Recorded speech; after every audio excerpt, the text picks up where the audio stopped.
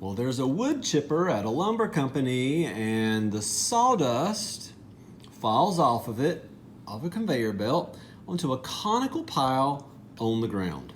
We are dealing with another cone. The very last problem in the notes dealt with a cone, and this is the same idea. So, if you wanted to, you don't have to, but you could draw the situation, and there's this cone, there it is. There's your cone.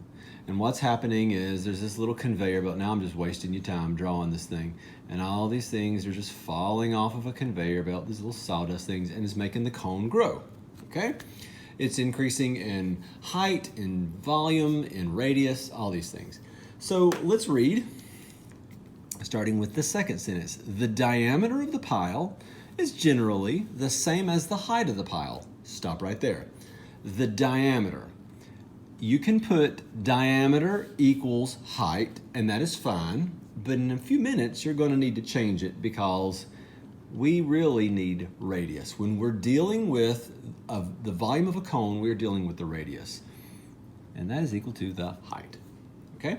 And the reason I used 2r, because it's diameter, of course, but also because we're going to be dealing with the volume of a cone, and that has radius, not height in it, okay? It's generally the same as the height of the pile, and the grinder grinds about 1.5 cubic feet per minute. That is volume. How do you know? The units gave it away. So the rate of change of the volume is 1.5 cubic feet per minute. What is the rate of the change of the height of the pile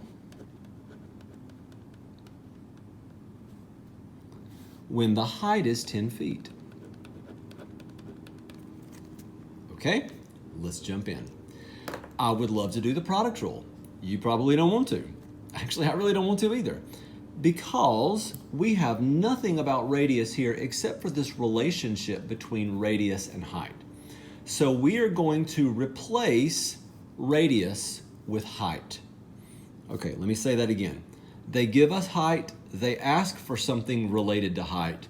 We need to keep h and replace r.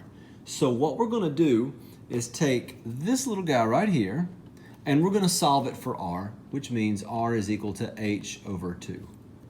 And we're going to take this and plug it in for r right over here. So here we go. The volume is 1/3 pi times h over 2 squared times h. Normally at this point I would jump straight into the next step, and I would say volume is pi over 12 h cubed. Let me explain where it all comes from. So the volume is 1/3 pi h squared over 4 times h. Let's clean this up. I'm going to jump to the end first. I think it's obvious. H cubed, h squared times h, okay? Our denominators are 3 and 4. And we have a pi. You can call it 1 over 12, all times pi, or you can call it pi over 12. It's like pi is over 1. It's the same idea. We still haven't taken the derivative yet, but we're about to.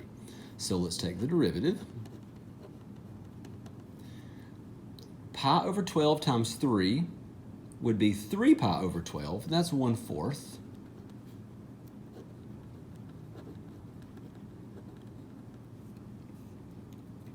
And now we'll plug some numbers in.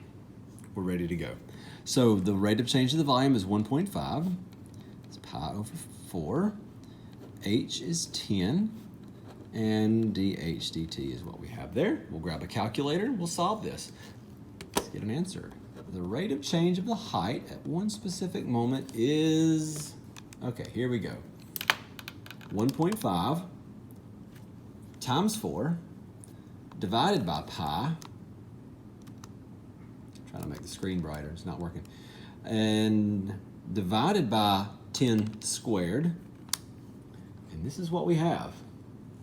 Not too happy with our answer. It's kind of small, but that's okay. So the height is changing at that specific moment when the height is 10 feet. The height is changing at a rate of 0.019 watt. Okay, it's height, so it's feet. It's a rate of change of height, so it's feet per minute.